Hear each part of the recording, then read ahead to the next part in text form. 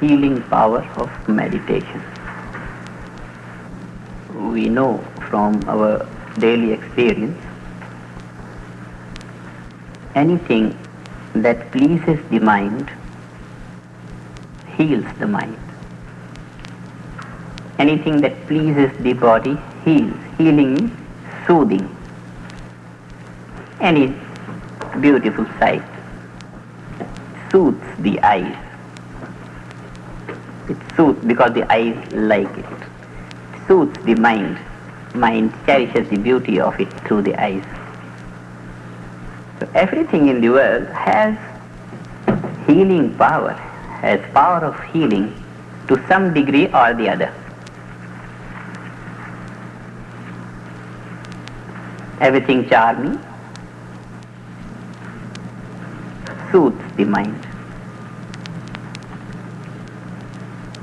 A child runs about here and there and does some mischief, somebody slaps him and punishes him. He goes to the lap of mother. Lap of mother is the great healing capacity. The child on the lap of mother forgets the agony of beating outside, begins to enjoy. Great fatigue, tired of day's labor, going to cinema, and if the scenes are good and appealing and nice, it has some soothing effect, healing power. Everything good in the world has the effect of healing. Now, the effect of healing is greater if the capacity of charming is greater. If one thing can charm the mind more, can fascinate the mind, can attract the mind greater, it has the greater healing power. So greater is the charm, greater is found the power of healing in the object. Meditation has the greatest healing power because it leads to greatest happiness. Meditation leads to greatest happiness of permanent order. It leads to kingdom of heaven. It leads to the glory of God. It leads to eternal bliss. Happiness of greatest order and of permanent nature. Therefore we hold meditation has the greatest healing power. And the greatest healing power will be that which should be able to heal the life as a whole. All components of life, all phases of life, soothing, harmonious. We will see it this evening. How does meditation affect the whole life for the influence of healing? How does it soothe the mind? How does it soothe the body, heal the body? How does it soothe and heal the soul? Now what do we mean when we say healing of the soul?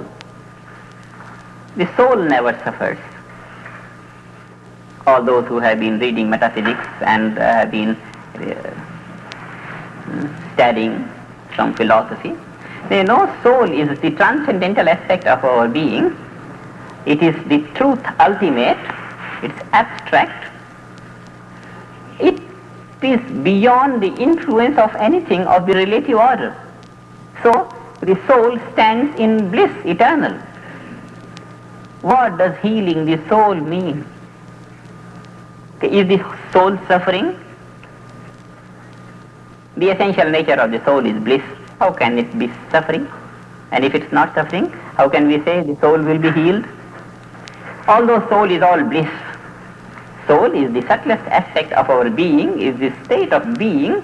It is transcendental truth of our life. It's completely out of the field of relativity, completely out of the field of changes. It is ever the same non-changing absolute bliss. It cannot suffer. Yet, when we say meditation heals the soul, what do we mean? We mean this. The soul is the transcendental reality, the unmanifest. all other aspects of the mind and the body and intellect and ego and the whole universe is just the manifested aspect, gross aspect, that is the unmanifested, transcendental, abstract reality, bliss. Now, everything else is just the manifestation of that. Just as the flower, this red color and this beauty of it is nothing but a particular set of electrons and protons. This form is nothing but formless energy. This is the finding of the material science. This form is nothing but formless energy. It is electronic and protonic energy. It's energy only. When we can conceive the positive form of the flower to be abstract energy, then if we take the analysis of the flower further on, ultimately we come to the truth that is never changing. The nature of the truth is bliss. That is the ultimate reality. Bliss is the ultimate reality of the flower. Bliss is the ultimate reality of the table. Bliss is the ultimate reality of everything that exists. Ultimate, beyond changes, never changing, ever the same, constant. Its nature is bliss. This petal is nothing but electrons and protons. So, electrons and protons are pervading it, but in a manifested form. Just as the ice ball is nothing but water through and through. Water pervading ice. Ice is nothing but water. Every particle of ice is nothing but particle of water. It is water that is pervading, yet ice doesn't exhibit the qualities of water. It shows some different qualities. Similar is the case with the whole universe. All these objects of all senses, the whole field of experience, begins to exhibit some other qualities. Somewhere it becomes black, somewhere white, somewhere all the colors, somewhere solid, somewhere liquid, somewhere gaseous.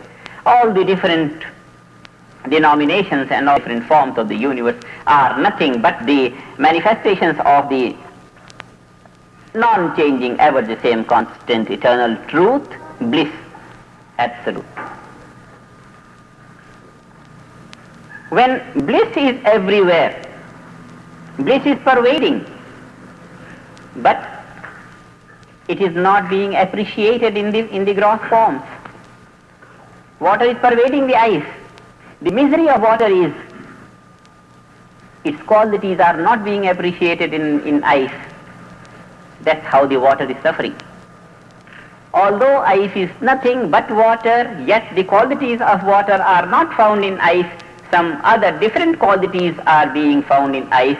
So we say water is suffering in the form of ice.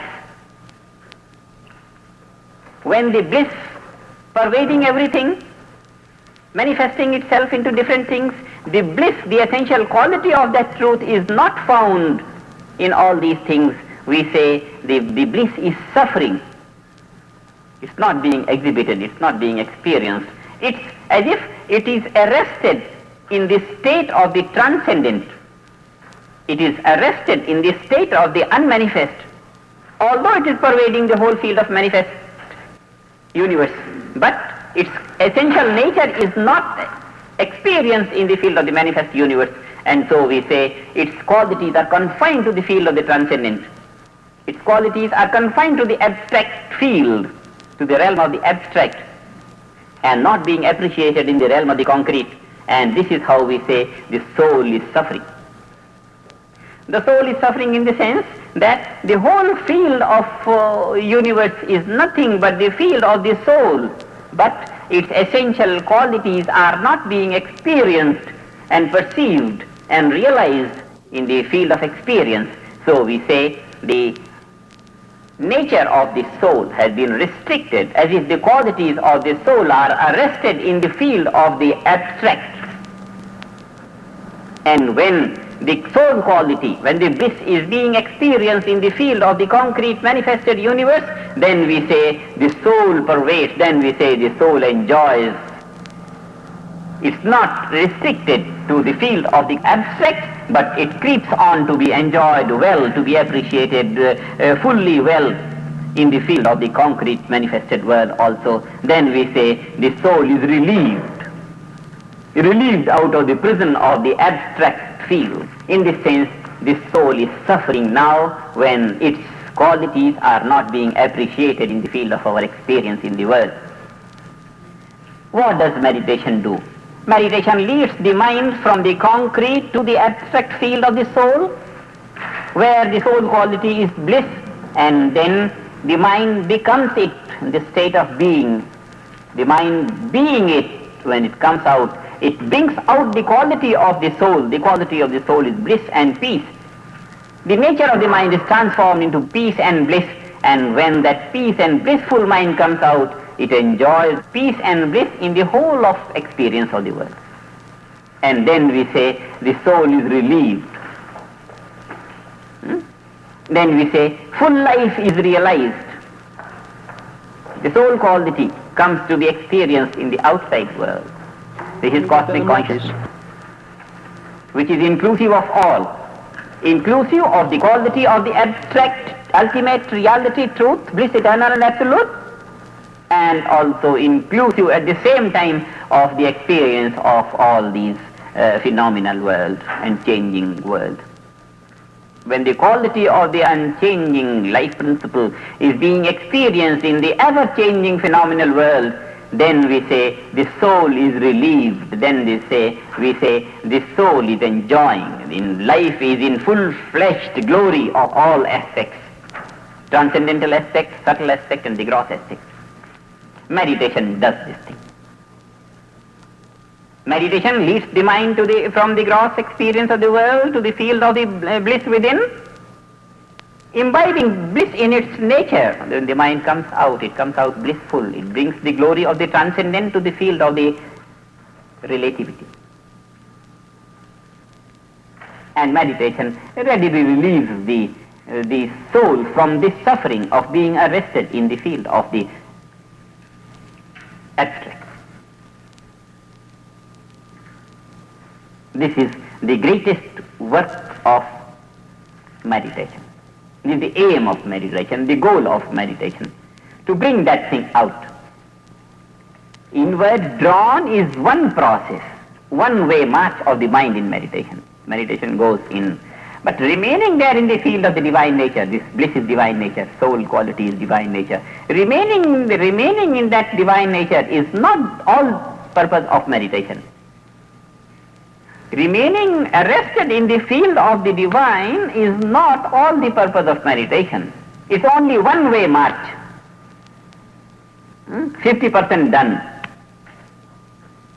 The rest 50% and the better 50% is bringing out the divine to the field of the world, to the field of the experience. And that naturally happens when the mind comes out. Comes out in the field of the ground, makes it, brings it out. This is how meditation heals the soul. How does meditation heal the mind? The suffering, the agony of mind is, the poor fellow is not satisfied for this thirst of happiness. Mind is thirsty for happiness, greater and greater. At every moment it wants greater and greater joys. From where it may come, but it should come, the joy should come, and the joy should be added on greater and greater. Mind is not finding any object anywhere which could satisfy this great thirst of the mind. It's always wandering from here to there, just in search of great happiness, in search of that great happiness which will be permanent in its nature and which will be able to satisfy the great thirst of happiness of the mind. This is the agony of the mind. This is the suffering of the mind.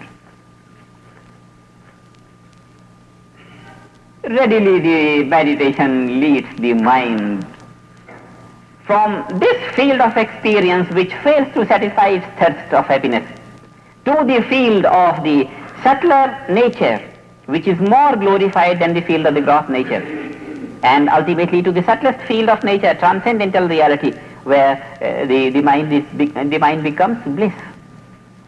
It not only enjoys it, but becomes it. When the mind becomes it, the individual mind becomes universal mind. The glory is greatest. It's bliss pure. then the thirst of happiness of the mind is satisfied. When the thirst of happiness of the mind is satisfied, all agony of the mind disappears. Mind is blissful. Submerged in bliss becomes bliss. No tensions, no desires, nothing of worry, no misery left. The misery of the mind is not finding any medium of great happiness. Meditation leads the mind directly to the field of greatest happiness. And this immediately, instantaneously relieves the mind of all the worry, of all the misery. Howsoever worried a man may be, within 5-10 minutes, it's no exaggeration. I'm speaking on the basis of the experience of thousands of people who have come in my contact. Within 5-10 minutes, just is instructed to go deep down within, and then say, open your eyes, and opening the eyes, he says, oh, wonderful. This is the usual expression, wonderful, how nice, and how much relaxed I feel, and oh, wonderful. Somebody says, oh, it's like a magic. What happened? Many begin to believe, they become scared, as if they become see surroundings, and they feel as if I am hypnotized or what, as if I am I was in a different world. So much great relief comes in the mind, immediately. And this is no hypnotism, nothing, but the direct positive experience of the inner glory which the mind has never experienced. Great happiness inside, and the mind goes to it and comes out. And immediately tensions are released. Many medicinal minded people have called this meditation to be the non-medicinal tranquilizer. Immediately tranquilizes the mind. And this tranquility of the mind is just a side gain, not the main goal of meditation, just a side gain. Just as when we grow a tree of an apple, we grow it for the sake of good apples, good fruit. But we enjoy the shade, and the shade of it comes much earlier than the fruit comes. So this tranquility of the mind is just the first gain of meditation, immediate byproduct of it. Not very important, not the goal of it. But it's of great use in the practical life today. That which is the headache of the best minds of the Western world today, the question of tranquility, it's a side gate, it's a byproduct of this simple system of meditation, which needs nothing, only guiding the mind to go to the deeper levels of consciousness, unfolding the greater glories hidden there, experiencing positively, and coming out with that great happiness. This is how meditation heals the mind. Immediately.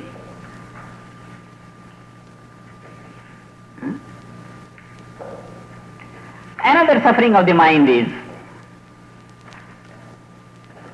weak thought force, weak intellect, weak mental faculties, undeveloped latent faculties. This is another agony of the mind. The mind is the universal mind, it's the master of nature. Anything should be able to do this way or that way in the whole field of creation. But when the mind is not able to do things here and there, when the thoughts are not realized, when the plans in life are not achieved, then the mind is weak, and this weakness of mind, undeveloped stage of the mind, this is another agony and suffering of the mind. How does meditation heal it? Meditation is just the process of going from the surface level of consciousness to the deeper levels of consciousness, ultimately reaching the deepest level of consciousness. Like that, in this mark, the mind fathoms all levels of the ocean of consciousness. All levels of the ocean of mind are traversed, and made active, thereby bringing all the latent faculties up on the surface. This is how meditation uncovers and develops all the latent faculties, which are the latent potentialities of man.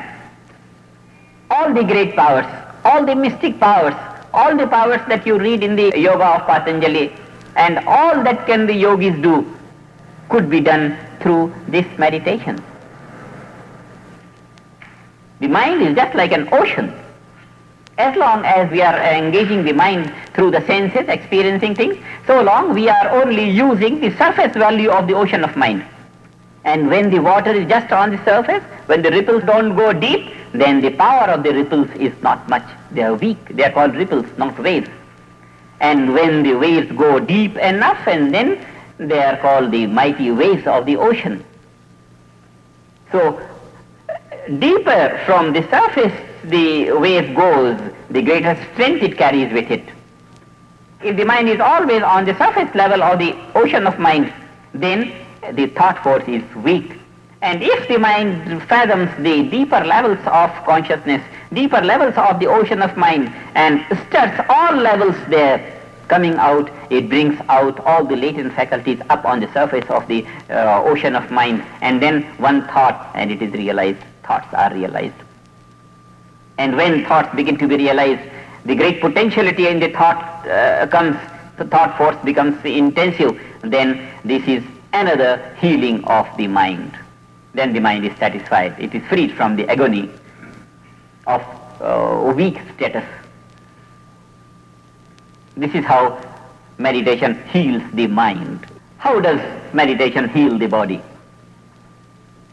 Good doctors have said that about 80% of the physical diseases are the result of mental tensions.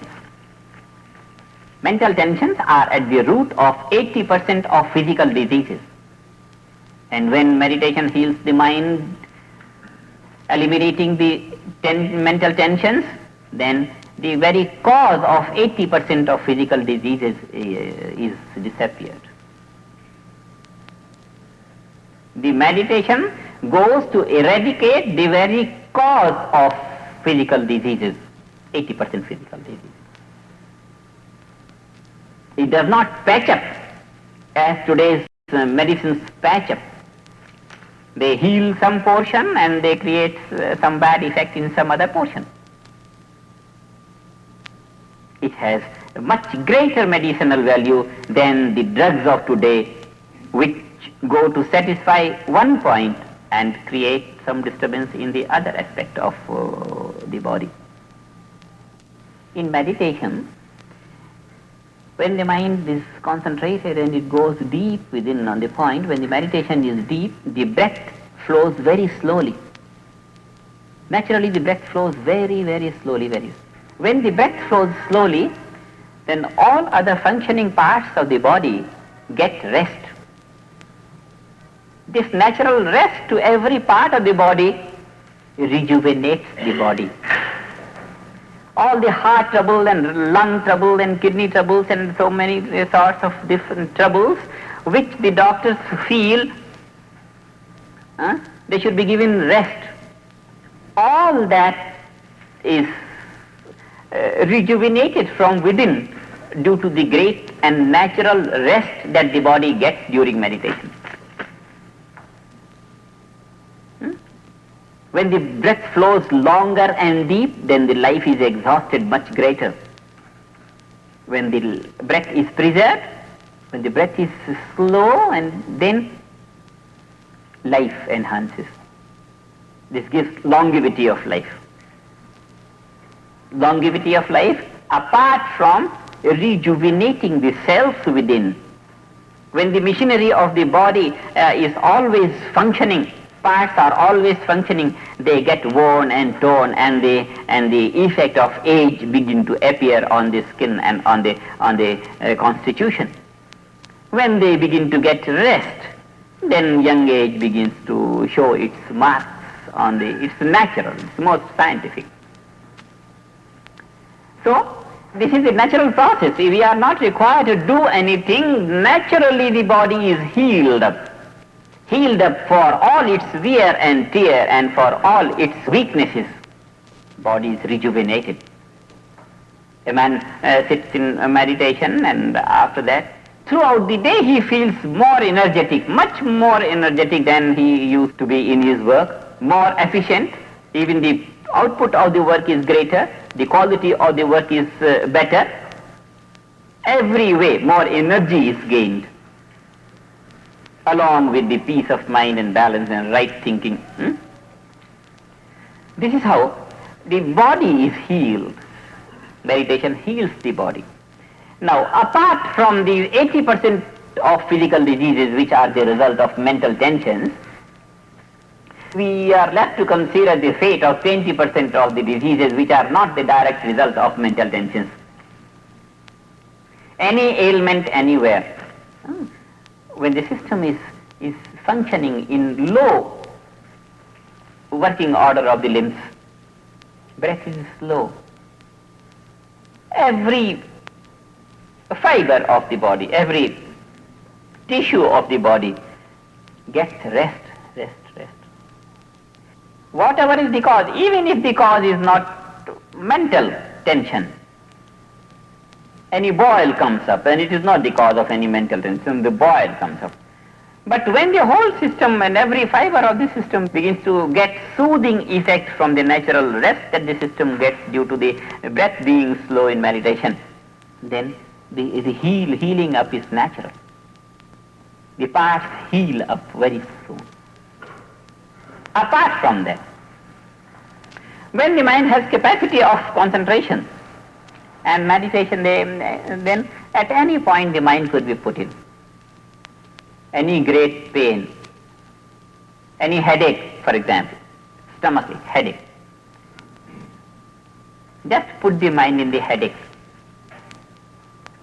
Just feel where is the headache, where is it. Just let the idea be there, where is it. After 5-10 minutes it will not be found. Automatic healing. Put the mind there on the suffering part, and you will find it is soothing. It is soothing. Heals up.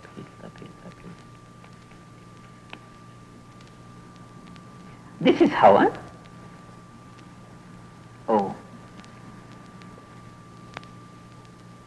And it's natural, nothing to do with it. Not even hypnotic process of thinking that it is being healed, all that is even that is not necessary. Just put the mind there and you feel relieved. Direct effect of meditation. Mind is directly connected with the body.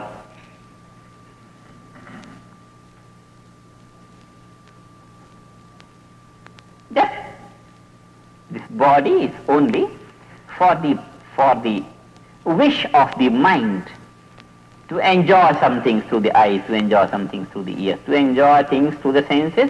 We have taken up the body, and the body is just the slave of the mind. But when the mind is made the slave of the body, then the whole trouble arises. Let our mind be strong, and it will be strong only when we give it something which will satisfy its thirst of happiness. And that meditation does directly leads the mind to the chamber of bliss within, and leading the mind to the kingdom of God, kingdom of heaven, the glory of the divine. The mind becomes satisfied for its thirst of happiness, and the body is healed, and the mind is healed, and the soul is healed, and everything is healed, all harmony everywhere, all upliftment everywhere. Then we begin to live all glories of life, material, mental, and spiritual. This is integration of life. Meditation is a means of integrating life for all its aspects, material, mental, and spiritual.